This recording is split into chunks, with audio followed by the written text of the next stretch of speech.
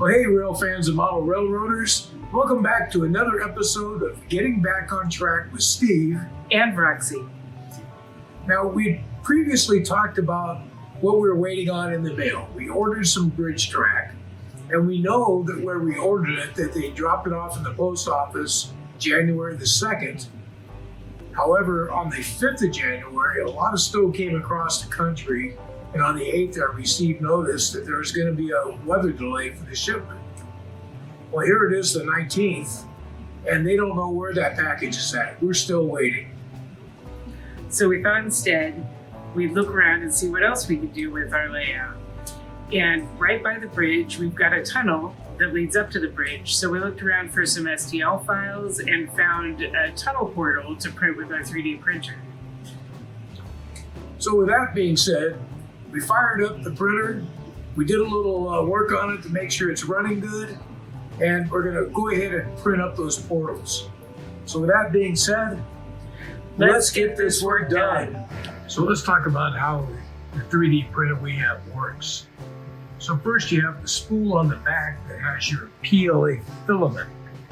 So the spool is going to thread up and through our extruder here. As it comes up through the extruder, there's a gear that drives it and forces it to run through this Bowden tube, which takes you to the hot end here.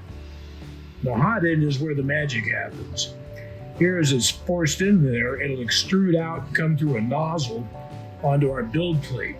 Now, the thing that's different about this printer from other printers is our build plate here moves up and down on the Z-axis. The hot end itself and the nozzle will move back and forth, right and left, forward and back. On other printers, the nozzle and hot end, it'll rise up away as you're building upwards. So this one's different in the fact that the build plate will drop down and stays stationary, and the print head is moving back and forth and right and left. So then the next thing we're gonna look at is how easy these things are to use. So when you turn it on, you come to here and you got a little SD card that fits in the side. And we're gonna hit our print function. And here we're gonna do a tunnel and hit print. And here it'll tell you what your nozzle temp. So we got it set to 220. The file says 225, so it's gonna go up. And it says 60, but I like to do it at a higher bed. So I'm gonna do the bed at 70. And that make sure it sticks good. And I find PLA does good on this machine at 220 at the hot end. So once we set those up, and we've reached our temperatures, you can see the bed moving up. And what you'll see is that little metal piece sticking down is the touch. And that helps to determine where the bed is. So as we get close, it starts detecting the bed, detect the bed.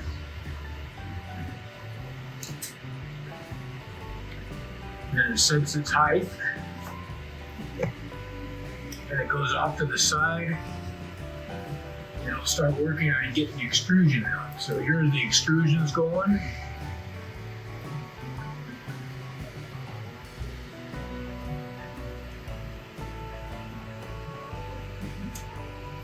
It's going to come back across, and it starts tracing out exactly what we want to print.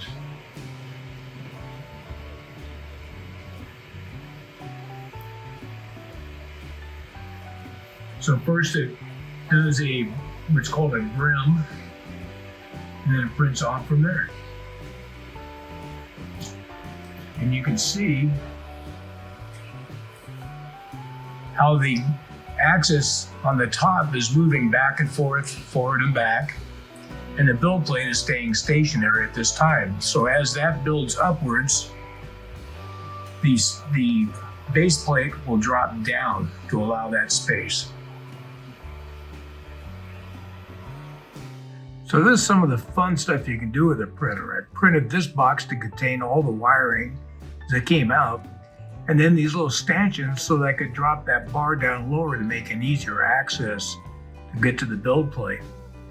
Also was able to build the tool holder, a little chest to hold the bits and pieces, and then this piece here, which supports the wiring there going to the bed so it doesn't sag and cause problems with the wire.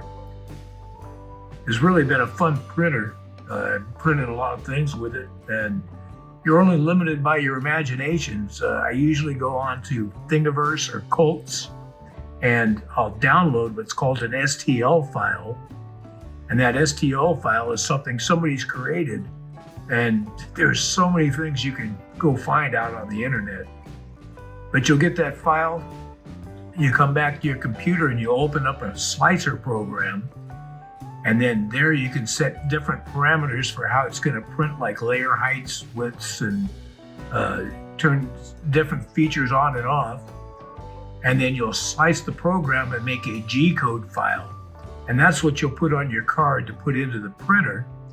And this is printing off a file called a G-code. So you can see how it's printing, and each layer, the bed just keeps continually dropping down, dropping down, dropping down. So because this printer, you have such a large build volume that you can go ahead and print some pretty big stuff. So here you can see the finished product, and initially it has supports for overhangs so they don't sag down. But then once you clean those supports off, you have that nice finished product. It's a pretty good looking tunnel.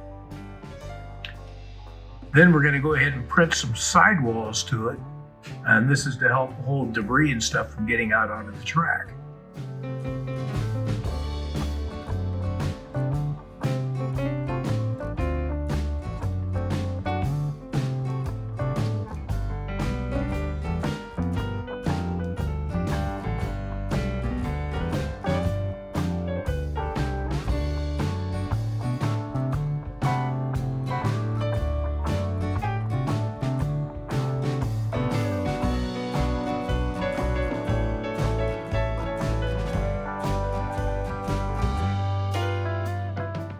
So here's the sidewalls. So I found files that do singles and a double, the single and the triple wall there, and I've also found sheets that look like cobblestone. And here we got the tunnel with 3 wall on each side. It's really a pretty good file that I found for this. And also because of the large build volume, I've been able to print things that are pretty tall. So just the silo portion here is 8 inches tall. So this was actually printed in 3-4 different pieces, but it turns out great. I mean, you're limited by your own imagination. Well, there you go. We spent some time taking a look at the 3D printer that we're using, and it is much different than a lot of 3D printers out there. I showed you how it operated, and I showed you some of the really cool stuff that I printed for the 3D printer itself. So we got the arch printed out, we did the walls for the sides.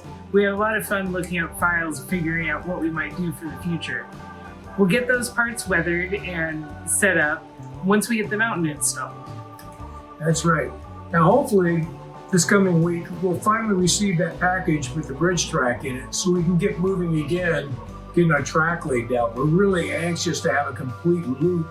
And we know that the swing bridge is going to be a bit of a challenge, so we really want to get to that part of it. In the meantime, have fun running your trains and working on your layouts. Make sure you hit like and subscribe, and we'll see you next time on Getting Back on Track with Steve and Roxy. Bye, guys.